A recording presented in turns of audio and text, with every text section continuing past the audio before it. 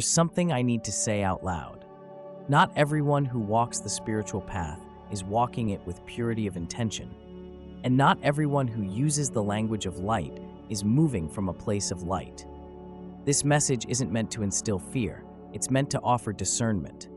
Because as we awaken, we don't just become more open, we must also become more wise.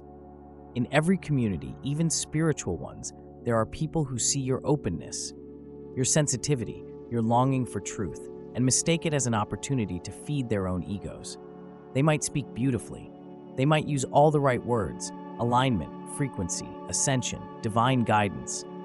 But behind their message, there may be something else operating, something rooted in control, not clarity.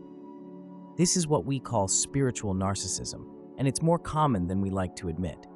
These individuals often present themselves as having special access to truth, or as if they've transcended the need to do the same deep work they encourage in others.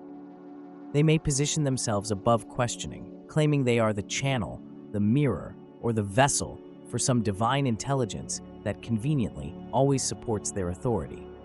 Sometimes these people are not overtly harmful, but the harm comes in subtle forms: energetic manipulation, emotional dependency, and eroded self-trust. You may walk away from them feeling confused rather than clear, drained instead of nourished.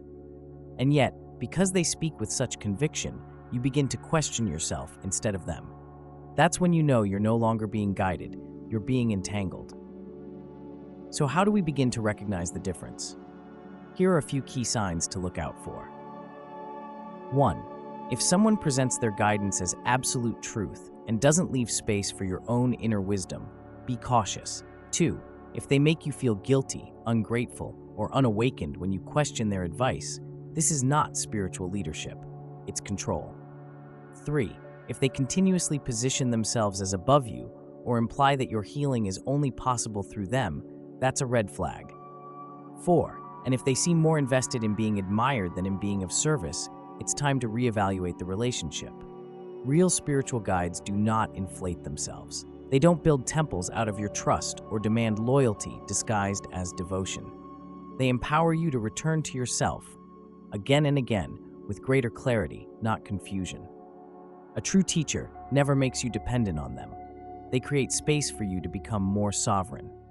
You deserve to feel safe in your healing. You deserve to ask questions. You deserve to protect your energy, even in spaces that are supposed to be sacred.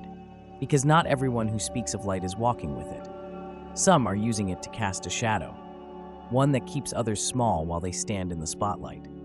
But you don't have to fall into that trap. You can be both open and discerning.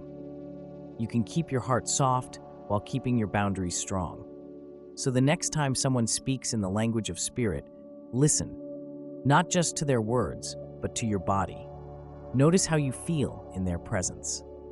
Does your intuition expand or shrink? Do you feel safe to be honest, or are you afraid to question?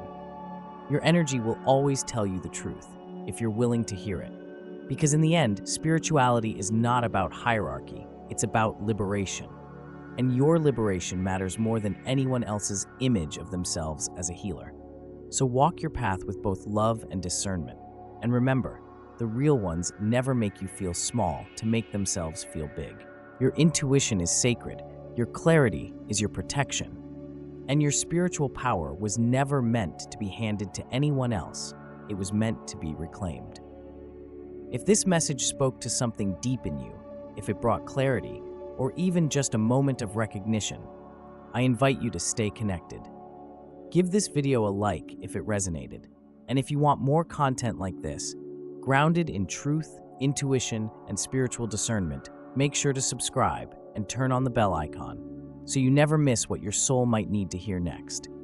Until then, protect your energy, trust your knowing, and keep walking your path with open eyes and an awakened heart. I'll see you in the next one.